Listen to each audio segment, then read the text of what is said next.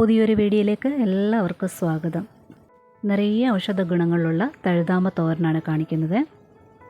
ഈ ഒരു ഇലയ്ക്ക് ചെറിയൊരു മക്ക ടേസ്റ്റ് ഉള്ളത് കാരണം അധികം ആർക്കൊന്നും ഇഷ്ടപ്പെടത്തില്ല. ഇത് മക്ക ടേസ്റ്റൊക്കെ മാറ്റി എല്ലാവർക്കും ഇഷ്ടപ്പെടുന്ന രീതിയിൽ എങ്ങനെ തയ്യാറാക്കിയെടുക്കാമെന്ന് നോക്കാം.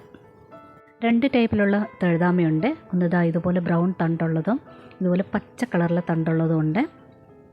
ഈ ചെടി അറിയാത്തവർക്ക് കാണിച്ചതാണേ. ഇത് രണ്ടിൻ്റെ തലപ്പും കുറച്ച് ഇലയോടൊക്കെ കിള്ളിയെടുത്തിട്ടുണ്ട്. ഇനി എങ്ങനെയാണ് തോരൻ വയ്ക്കുന്നത് നോക്കാം. കടായി ചൂടായി എണ്ണ ഒഴിച്ചിട്ടുണ്ട്. കടുക് ഒന്ന് പൊട്ടുമ്പോൾ കുറച്ച് വറ്റൽമുളക് കൂടെ ചേർത്തിട്ടുണ്ട്. കുറച്ച് സവാള ചേർക്കുവാണ്. ഇതിനൊന്നും പ്രത്യേകിച്ച് അളവൊന്നുമില്ല, നിങ്ങളുടെ ഇഷ്ടം അനുസരിച്ച് ചേർക്കാവുന്നതാണ്. ഞാനിവിടെ ഒരു 7-8 വെളുത്തുള്ളിയുടെ ചതച്ച് ചേർക്കുവാണ്. ഇനി എരിവിന് വേണ്ടി പച്ചമുളക് മാത്രമാണ് ചേർക്കുന്നത്. ഒരു 3-4 പച്ചമുളക് ചേർക്കാം, ചതച്ച് ചേർക്കുക. ഇനി ഇതെല്ലാം കൂടെ ചേർത്തുകൊണ്ട് ഒന്ന് വഴറ്റിയെടുക്കണം. ഒരുപാടൊന്നും വഴന്ന് കിട്ടേണ്ട ആവശ്യമില്ല, ഒന്ന് വാടി കിട്ടിയാൽ മതി. ഇത്രയും വഴന്നാൽ മതി. ഇനി ഇതിലോട്ട് അരിഞ്ഞു വെച്ചിരിക്കുന്ന തഴുതാമ ചേർക്കണം.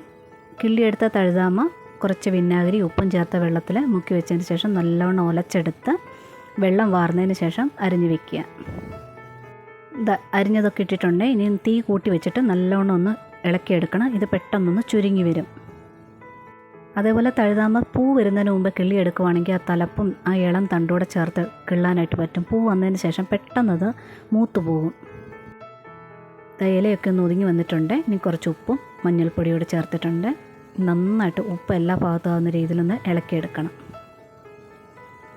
ആ ഉപ്പ് എല്ലാ ഭാഗത്തും ആയി കഴിയുമ്പോഴത്തേന് ഈ ഇലയിൽ നിന്നൊക്കെ വെള്ളം വിടാനായിട്ട് തുടങ്ങും. ഇത് ഉപ്പൊക്കെ നന്നായിട്ട് മിക്സ് ചെയ്തതിന് ശേഷം ക്യാരറ്റ് ചേർക്കുകയാണ്. ഇല പെട്ടെന്ന് വെന്ത് കിട്ടും. അതുപോലെ തന്നെ ക്യാരറ്റും അതിനോടൊപ്പം തന്നെ വേകണം. അതുകൊണ്ട് ഇതുപോലെ ചെറുതായിട്ട് കൊത്തി അരിഞ്ഞോ അല്ലെങ്കിൽ ഗ്രേറ്റ് ചെയ്തോ ചേർക്കുക. ഇനി ഇതിൽ വെള്ളം വരാനായിട്ട് തുടങ്ങിയിട്ടുണ്ട്. അപ്പോൾ ചെയ്യേണ്ടത് ഈ ചീനച്ചട്ടിയുടെ സൈഡിലോട്ട് ഈ തോരനൊക്കെ ഒന്ന് മാറ്റി കൊടുക്കുക. വെള്ളം ഇങ്ങനെ ഒഴുകി നടുക്കോട്ട് വരും. തീ ഒന്ന് കൂട്ടി കൊടുക്കുക. എന്തിനിങ്ങനെ ചെയ്യുന്നത്, പെട്ടെന്ന് ആ വെള്ളം ഒന്ന് ഡ്രൈ ആയി കിട്ടാൻ വേണ്ടിയാണ് ചെയ്യുന്നത്. ഇല്ലെങ്കിൽ നമ്മൾ ഇങ്ങനെ കൂട്ടിക്കുഴച്ചുകൊണ്ട് ഇളക്കിക്കൊണ്ടിരുന്ന് കഴിയുമ്പോൾ ചീര അങ്ങ് വല്ലാണ്ട് കുഴഞ്ഞു പോകും. അങ്ങനെ വരാതിരിക്കാൻ വേണ്ടിയാണ്. നോൺ സ്റ്റിക്ക് പാത്രത്തിലാണ് ചെയ്യുന്നതെങ്കിൽ പെട്ടെന്ന് വെള്ളം വറ്റി കിട്ടത്തില്ല. ഇതുപോലെ നോൺ സ്റ്റിക്ക് അല്ലാത്ത പാത്രം എടുക്കാൻ നോക്കുക. നല്ലവണ്ണം ഈ തോരൻ തോർത്തിയെടുക്കാനായിട്ട് പറ്റുമേ. വെള്ളം നന്നായിട്ട് വറ്റിയതിന് ശേഷം വേണം അടുത്ത ചേർക്കാനായിട്ട്. ഇത് നന്നായിട്ട് ഇളക്കി കൊടുക്കണം. ബാക്കി എന്തെങ്കിലും വെള്ളമൊക്കെ ഉണ്ടെങ്കിൽ ഡ്രൈ ആയിക്കോളും. ഇത് വെള്ളം ഡ്രൈ ആയിട്ടുണ്ട്. അതോടൊപ്പം തന്നെ ക്യാരറ്റും വെന്തിട്ടുണ്ട്. ഇനി ഇതിൽ ചേർക്കുന്നത് ഉപ്പിട്ട് വേവിച്ച വൻപയറാണ്.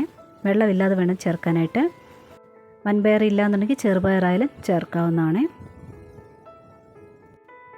ഇനി നന്നായിട്ടൊന്ന് മിക്സ് ചെയ്തെടുക്കണം. ഇനി ഇത് പയറിനകത്തും വല്ല വെള്ളമയം ഉണ്ടെന്നുണ്ടെങ്കിൽ അതെല്ലാം ഡ്രൈ ആയിട്ടുണ്ട്. ഇനി കുറച്ച് തിരുമിയ തേങ്ങയാണ് ചേർക്കുന്നത്. തേങ്ങയോടെ ചേർത്ത് നന്നായിട്ട് ഇളക്കിയെടുക്കാം. ഇത്രയെല്ലാം കൂടെ ചേർത്തിളക്കുമ്പോഴത്തേന് ഇതിൻ്റെ മക്ക ടേസ്റ്റൊക്കെ മാറി കിട്ടിയിട്ടുണ്ട്. ഏത് ചീരയിലാണ് ഇങ്ങനെ ചെയ്തതെന്ന് നമുക്ക് കണ്ടുപിടിക്കാനേ പറ്റത്തില്ല. പറമ്പിൽ വെറുതെ കിളുത്ത് വരുന്ന തഴുതാമയ്ക്ക് നിറയെ ഔഷധ ഗുണങ്ങളുണ്ട്. നിങ്ങളൊന്ന് സെർച്ച് ചെയ്ത് നോക്കിയാൽ മനസ്സിലാകാൻ പറ്റും. ഇനിയും വെള്ളം എന്തെങ്കിലും തോരാനുണ്ടെങ്കിൽ ഇതുപോലൊന്ന് നിരത്തിയിട്ട് കൊടുത്താൽ മതി. ഇത്രയേ ഉള്ളൂ. ഇങ്ങനെ ട്രൈ ചെയ്ത് നോക്കുക. എല്ലാവർക്കും ഇഷ്ടപ്പെടും. കൂട്ടുകാർക്കൊക്കെ ഷെയർ ചെയ്ത് കൊടുക്കുക. ലൈക്കും കമൻറ്റും തന്ന് സപ്പോർട്ട് ചെയ്യാൻ കൂടി മറന്നുപോലെ. നോട്ടിഫിക്കേഷൻ ബെൽ ബട്ടണിൽ ഓൾ ഓപ്ഷൻ ഒന്ന് എനേബിൾ ആക്കി ഇടാനും മറന്നുപോലെ. ഒരുപാട് സ്നേഹത്തോടെ താങ്ക്സ് ഫോർ വാച്ചിങ്.